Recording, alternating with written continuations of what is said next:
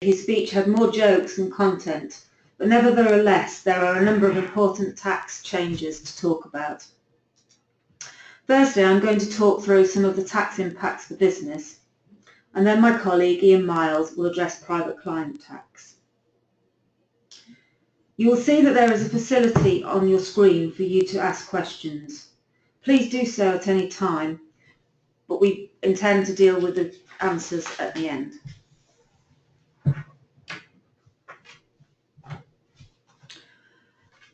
I'm going to start by just talking a little bit about corporation tax. There were no new announcements really on corporation tax yesterday, but nevertheless there are some changes that are expected to come in within the next couple of weeks that it's worth touching on. Specifically, the main rate of corporation tax will go down from 20% to 19% on the 1st of April this year.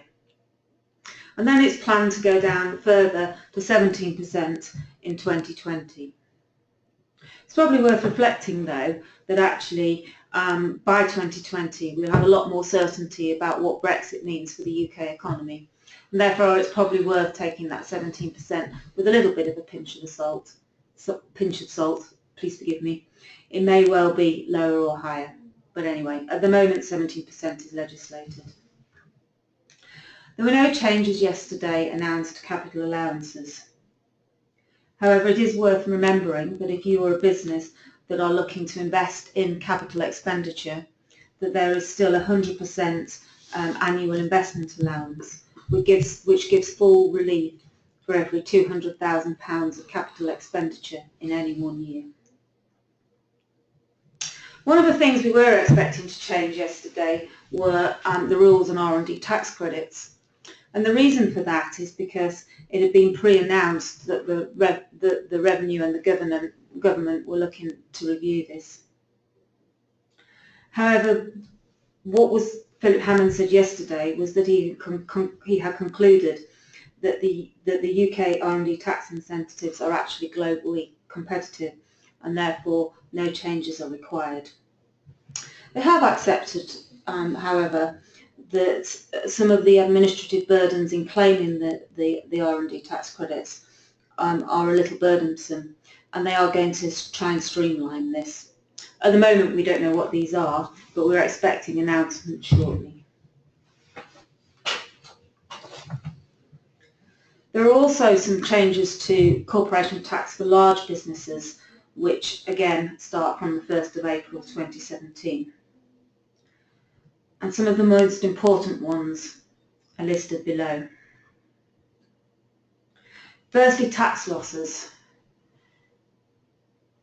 Businesses with tax losses can usually carry those forward to offset against taxable profits. But this has been quite rigid, and there's been a lot of rules about what losses can be set off against what profits. The good news is that there's going to be a lot more flexibility to use tax losses going forward after the 1st of April. However, there is a bit of a caveat to that for large businesses. Where businesses have profits over 5 million, then unfortunately they're only going to be able to offset 50% of the tax losses for any profits over that amount. There's also some restrictions going forward on the deduction of interest. For any business or indeed group that has a net interest over 2 million, this is going to be restricted going forward. The rules are really quite complicated on this, but in general the deduction will be restricted to 30% of tax EBITDA. Some of you may know that there's been a very valuable relief in place since 2002 called the substantial shareholding exemption. What this does is allows groups of companies to dispose of subsidiaries without paying any tax, and indeed it's been a very valuable relief and widely used. The rules, however, are really complicated, and because of those it's meant some groups haven't been able to fall within the relief. Again, from April this year there's going to be relaxation of quite a number of those rules. So going forward, a lot more groups should be able to partake in the relief and dispose of subsidiaries without paying tax.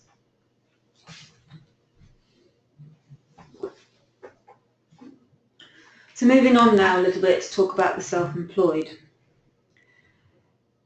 You will have probably seen, if you've listened to the media today or read the press, that this was probably the area that's been most controversial in the budget speech.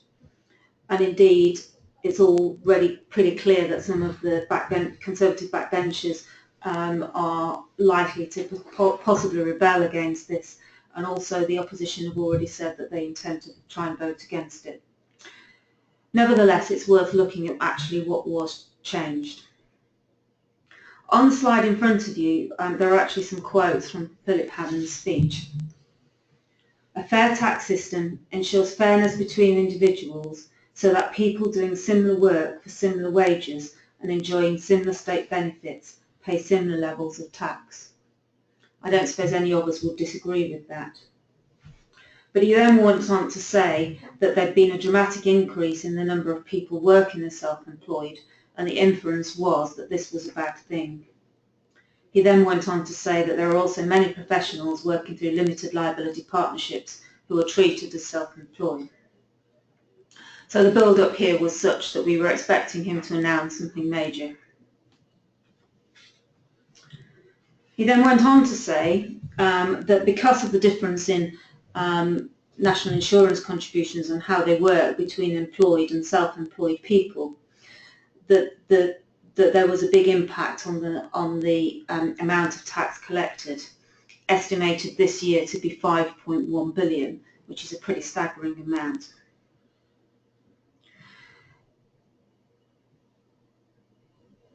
What actually happened at this stage was that the Revenue actually then issued some figures to help back that up, and I've put some of those on the slides because those are actually quite helpful and illustrate a little bit where things stand. So you will see on the slide, and these are examples from the HMRC press release, that there's 4 different people, all with different salary levels. And what this table does is it compares the amount of NI that is paid by a self-employed person with an employed person. And you can see that at the various salary levels there are different differences. For someone earning £17,500, the difference is £137, and that increases up to £884, where it flattens out round about £50,000. What's also clear from this slide, however, if you look at the bottom line, is what happens to employers' NI. Employers' NI are only paid in respect of employees, not self-employed people. And you can see that the differences there are much bigger than the above part of the table. What's interesting, I think, from what was announced yesterday is the changes are only on the NI paid by individuals, and employers' NI hasn't been touched. However, it might be something to watch because they did announce yesterday that this area was something that they were going to be looking at in some detail going forward. So it's a little bit a case of watch this space. So what did actually change?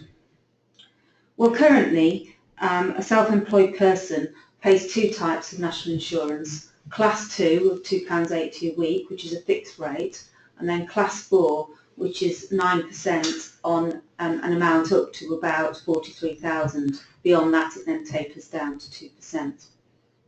So what's going to change? Well, first of all, it was confirmed that Class 2 NIC will be abolished from April 2018. But on the other hand, Class 4 NIC is going to be increased by 1% from 9% to 10% next year, and then by another 1% to 11% the following year. And this table here on the next slide actually shows the impact of that for people at various salary levels. For an individual earning about £16,000, £17,000, they're going to be pretty neutral, in fact maybe even slightly better off.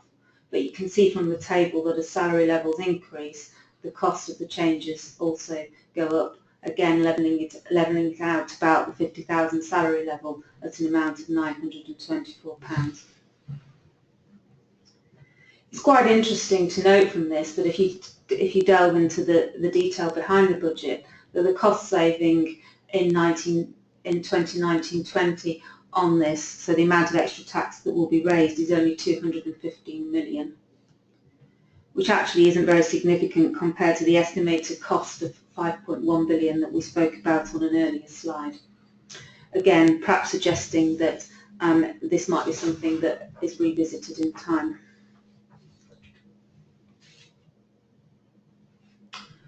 Incorporation. It's been probably a recurring theme of the budget for a number of years now, that there's been an inference that people only incorporate their businesses to save tax. Now clearly we all know that that's not true. There's all sorts of reasons why you might want to form a company, limited liability being one of them. Nevertheless, it probably is something that's easy for chancellors to have a pop at.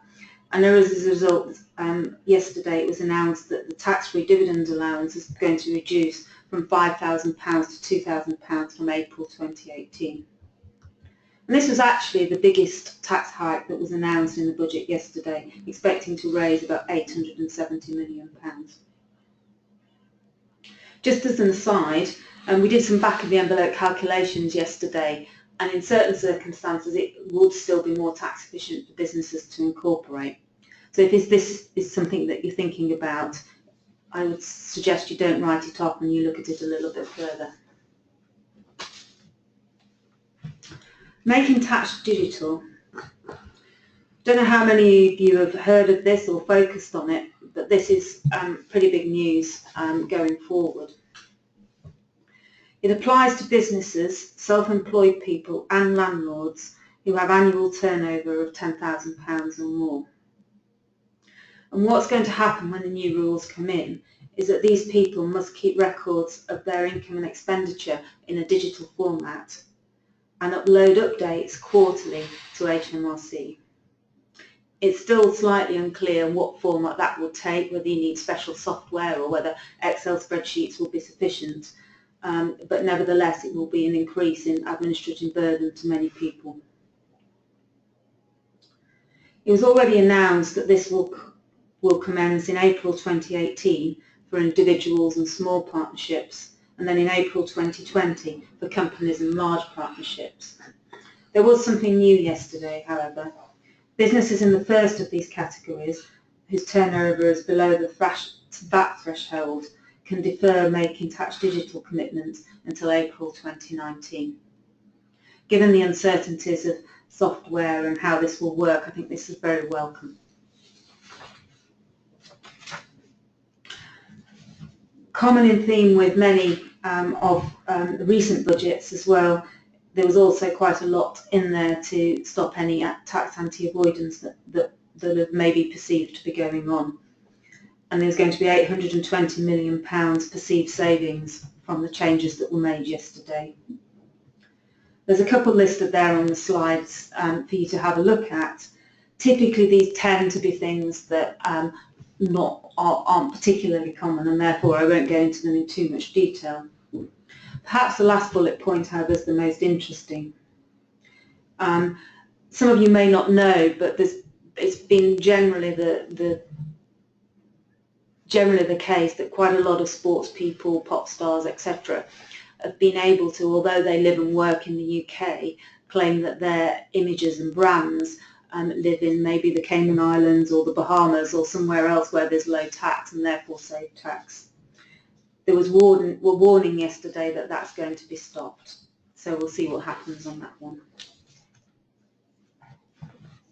Moving on now, just to touch briefly on business rates. I think there've been quite a lot in the press pre the budget about the general perceived unfairness of the business rate changes that were coming in this year, particularly some of the revaluations and particularly those that have happened in the south of the country.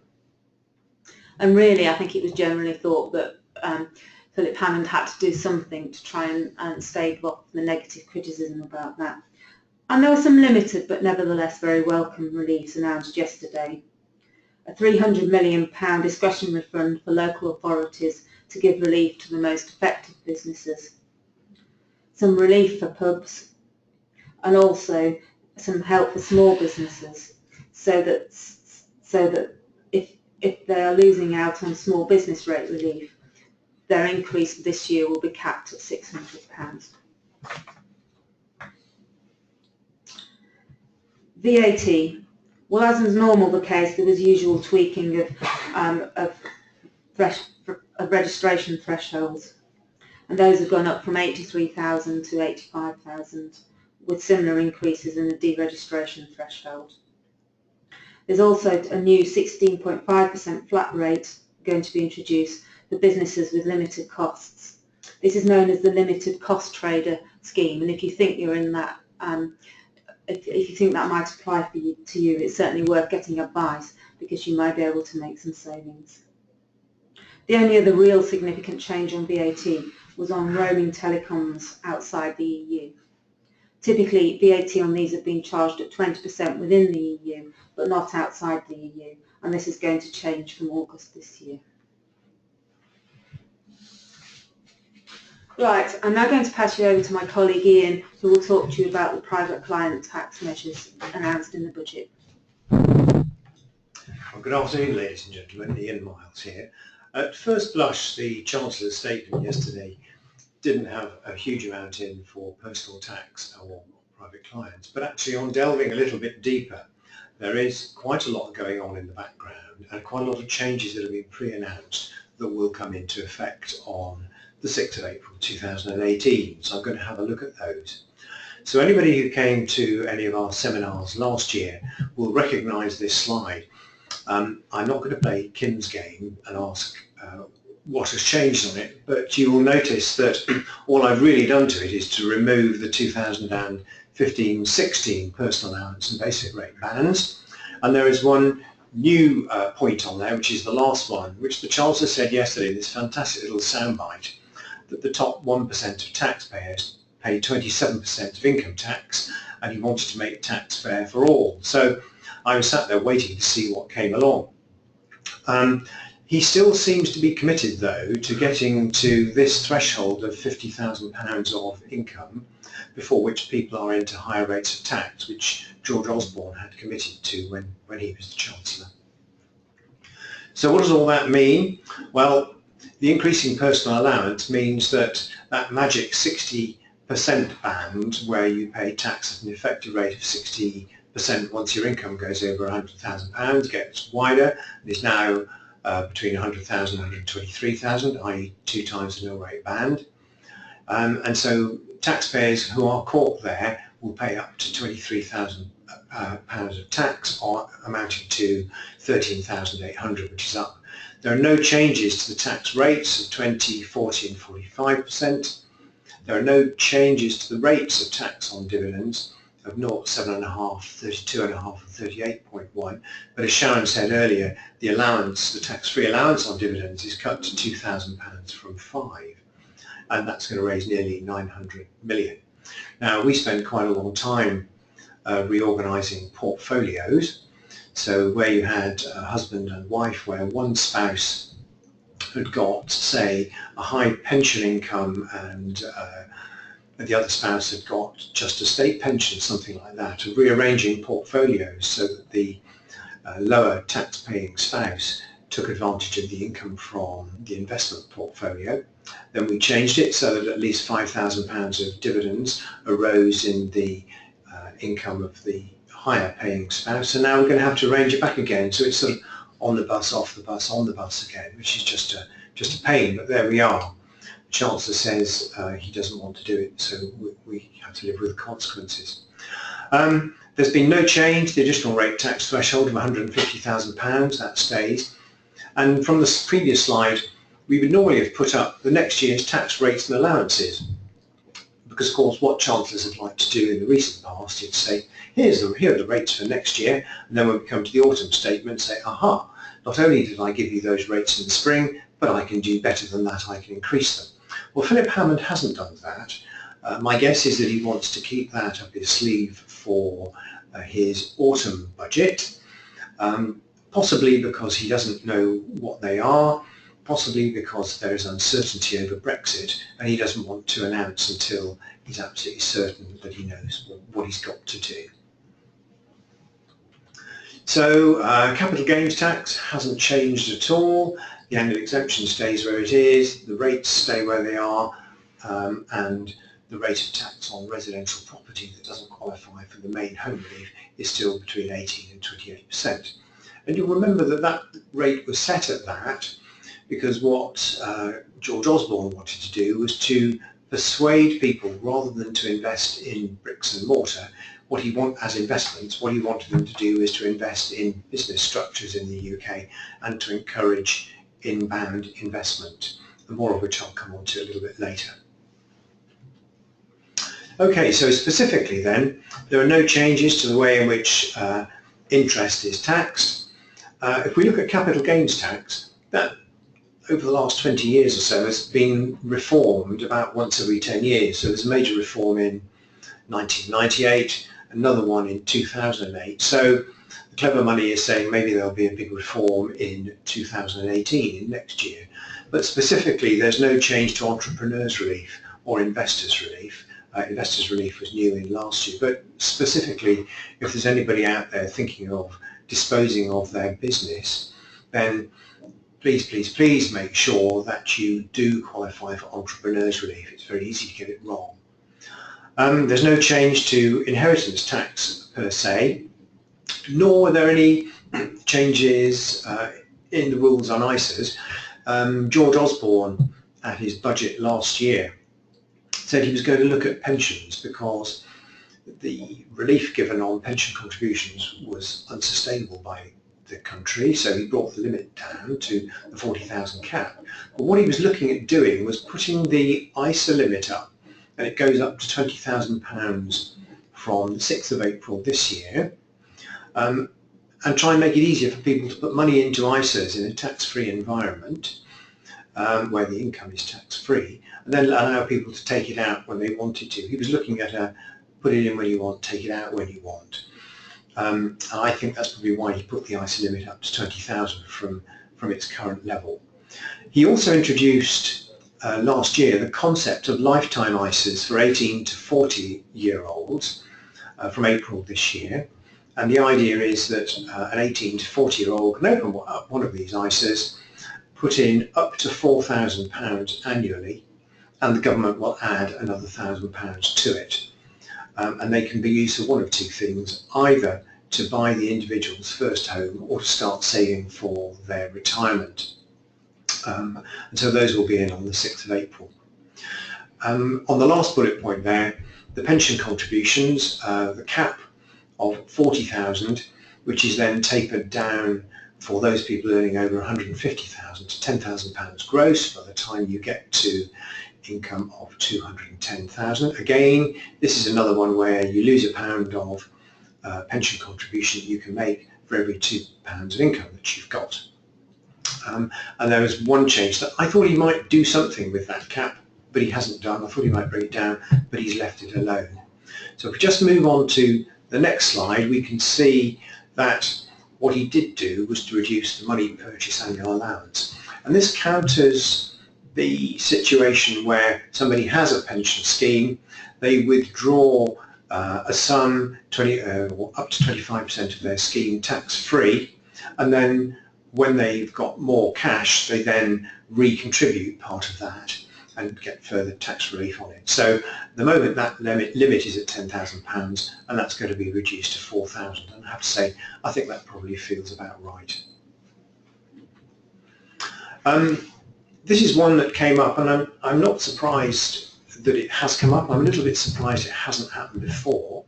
Qualifying recognised overseas pension schemes, or QROPs as they're known, are a very special kind of pension scheme that is suitable for people who are not resident in the UK. And about 5 or 6 years ago, there was a great play that actually you didn't have to be a non-resident to enjoy one. And I remember sitting in presentations thinking, I'm not sure this really fits. And looking around the room, I could see other people were struggling with it as well. So I'm not at all surprised that the Chancellor has introduced a measure which says if you want to make a transfer from a UK pension scheme to an overseas QROP scheme, that there will be a tax, which is 25% of the fund, unless the individual and the pension savings are in the same country, both are in the EEA, or the cure-ops is provided by the individual's employer. And so once you've got 75% left, because you've lost 25% of the tax charge, if you then transfer any money out in that tax year or any of the following 5 tax years, there's also a tax charge on the way out as well. This one came up and stimulated quite an interesting conversation after our first seminar this morning at breakfast. And the aim here is to tax off-payroll workers as employees. And I can think of somebody that I know in the public sector who is about to retire at the age of 55 and will get a couple of days consultancy a week back with their former employer. And I think I would probably call that a part-time job, and that in effect is what it is. But if he applies and supplies his work through a PSC or a personal service company, then the legislation will be changed so that he is treated as an employee. The Public Service Agency must account for PAYE and NIC to HMRC and send the information through in real time using the RTI procedure, just as it would for any other employee. What I thought was interesting was when I read the press briefing last night, is that it's fiscally neutral, or expected to be fiscally neutral. So the Chancellor isn't expecting to raise very much, if any, tax through it. So you think, well, why is he doing it? And that made me think that really this is just the tip of the iceberg. And the conversation that I had at breakfast was with somebody who runs an employment agency and places a lot of such people to give consultancy to the public sector. And his view was that actually what will happen is that everybody will then go and just do consultancy work for the private sector, which is specifically not covered. So I think this is probably just the tip of the iceberg. The Chancellor will then say, well, actually this doesn't raise me any money, so actually I'm going to have a look at the private sector as well. We'll see where this goes to, but that's my prediction. Now, this has been non-UK domiciles, carrot and stick. This has been with us since 2015. There have been a couple of consultations. The legislation came out at the end of January, and the barrister who I think drafted the legislation for the revenue was explaining this to me, and she said, well, it's really a carrot and stick. The carrot is that if you're not a UK domicile and you've got an offshore trust that you established while you're in non-UK domicile and is broadly outside the UK tax net, then it will remain so, provided that you don't take any benefits, whether they're income or capital benefits, in the UK, and you don't add to it to taint it. There are specific exceptions for UK situate property, but that's caught under other bits of the new legislation. But what this is saying, and this is the stick part of it, is that if you've been a long-term UK resident, and that means you've been resident for tax purposes in the UK for 15 out of the last 20 years, including times when you were a child, or if you came to the UK and were only a UK resident for part of that year, that part counts as 1 year, and you've been enjoying the benefits of living in the UK, then it's fair that you should pay the same tax as somebody who is born and bred in the UK. Now, hitherto, people who were not UK domiciled, so that means they were born and bred in another country, they've come to live here, they could opt to pay the remittance basis charge, which varied depending on how long they've been here. But if you've been here for 12 out of the last 14 years, then it was £50,000. So you could pay that £50,000, and then you'd only be taxed on your UK income and not on your worldwide income. So with effect from the 6th of April this year, the remittance basis is going, and such people who are caught will be taxed on their worldwide income and gains. If they've got any other earlier income which they kept offshore and they then later remit that will be taxed on the remittance. And returning UK DOMs, by which I mean somebody who's born and bred in the UK, went to live overseas, acquired a permanent domicile in another country, and then comes back, they're being treated differently. But there are some planning opportunities there, and things that may need to be done before the 5th of April this year, or by the 5th of April. And suffice it to say that our expatriate and non-dom teams have been pretty busy in looking at our client base, working out who's affected and what planning they can do. So just to deal with the returners first, if you've originally been domiciled in the UK and you moved away, acquired a domicile in another country, you come back, you are automatically treated as UK domiciled as soon as you set foot in the UK for income and capital gains tax purposes. It's possible that you could defer your inheritance tax domicile for 2 years, depending on what your actions are. The remittance basis is not available to you, and some of the planning that's open to genuine non-DOMs is not available. So this is pretty draconian. If you're coming back to the UK, you will be caught from the minute you arrive and treated as if you've never left. If we look at those who are genuine non-DOMs, then there are planning opportunities. The first is rebasing, and this is for those people who become domiciled on the 6th of April this year. Not for people who become domiciled on the 6th of April next year, but only for those who are domiciled in the UK on the 6th of April this year. And they can rebase offshore assets that they own personally to April 17, provided they have paid the remittance basis charge. So there's quite a long planning opportunity there until the time that they file their 2016-17 tax return, which could be as late as January 2018, to work out whether it is worth them paying the remittance basis charge in order to be able to step up the capital gains base cost of their offshore assets. Because if they do that, that will enable the asset to be sold with minimal gain and the proceeds remitted into the UK. However, proceed with caution, because there could be other tax traps in there, but we can advise you on that. Now, that last bullet point in that section, it says action may be required before the 5th of April this year. And that is because a number of non-UK domiciles will have a lot of offshore property but in trust. The rebasing is not available for assets that are in trust. So it may be that if those people want to take advantage of this opportunity, then they need to get the assets out of trust into their own names by the 5th of April this year at the very latest, in order to be able to take advantage of the planning. The final bit of planning that I've got that I just want to outline is cleansing, and that is that non-UK domiciles will often have a bank account offshore that's got some clean capital, it's got some income in it, and it's probably got some capital gains from investments that have been made, realised, reinvested, realised again, so it's a mixture.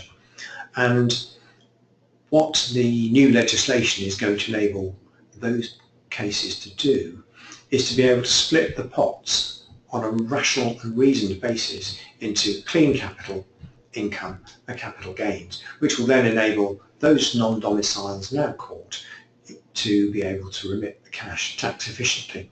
And there is a 2-year window from the 6th of April 17 onwards, and that is designed to ease inbound investment. So this is a further part. This is really a hangover from George Osborne. That's a further part to enable inbound investment into the UK and try and make it easier. Okay, now the final topic that I really want to talk about today is just one on inheritance tax, and this has been with us for a while as well. Middle England has squealed, and reasonably so, that the main asset in an estate or a family's estate is the family home, and that actually for husband and wife or civil partners, 2 lots of 325,000, 650,000 doesn't really cater for much of a home in the south of England. So that is going to increase where there is a main residential property to up to £500,000 by 2020-21.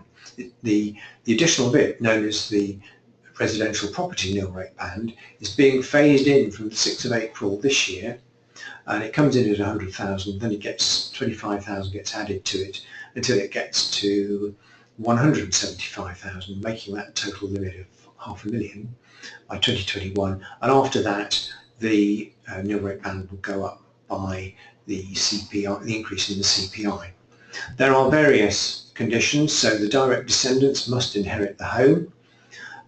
The Relief on the non-residential bit, i.e. the bit up to 175,000, is tapered for estates over 2 million, and again you lose £1 of relief for every £2 of value. That's beginning to sound a bit familiar. Relief is available where homeowners have downsized, so if you have a couple who are getting older and decide to downsize and then invest some of the proceeds, that should be okay. And you can transfer the unused residential nil rate band from a spouse who died before the 6th of April 17, whether the surviving spouse is still alive after the 6th of April. It only applies on death, so it doesn't apply to lifetime transfers. And the final bullet point on that slide is you need to be careful where homes are owned in trusts. It will only work for certain types of trusts where the asset is treated as included in the estate of the person who just died. Okay, and just before I go on to the winners and losers from this budget, we've got a poll that we'd like to launch, please, and so the poll is now open for you to vote, and it's how do you rate our Chancellor so far? So in Ofsted terms, he's either outstanding, he's good, he requires improvement, or lastly, he's inadequate, which in Ofsted terms means requires special needs. So if you'd like to vote now by choosing which radio button and submitting your vote, I'll just go through the winners and losers and then we can get the answer. So the winners are small businesses who are facing big hikes in business rates because there is some relief for them. The low and middle income earners, the 18 to 40-year-old savers who've got those lifetime ISAs, certain technology businesses where there is investment, and children's teeth. We put that one in because the Chancellor said yesterday he was going to collect less tax from the sugar tax because most of the soft drinks makers had already modified their recipes to take some of the sugar out. So the losers are self-employed and some employees. The self-employed will get the NIC hike and some employees likewise. Individuals working through companies, the South East generally, smokers and gamblers because they're always hit, and finally the accountants. And that's those who promote questionable tax schemes where the Chancellor thinks that he is going to get about 50 million of penalties next year. So let's have a look at the answer to our poll. So I can see that about 78% of people voted. Nobody said outstanding. About half said good. Just under half said requires improvement. And 6% said special needs. We'll send him an email and see what comes back.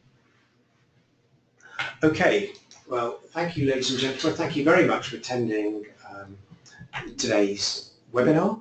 And if you've got any questions, please feel free to email us.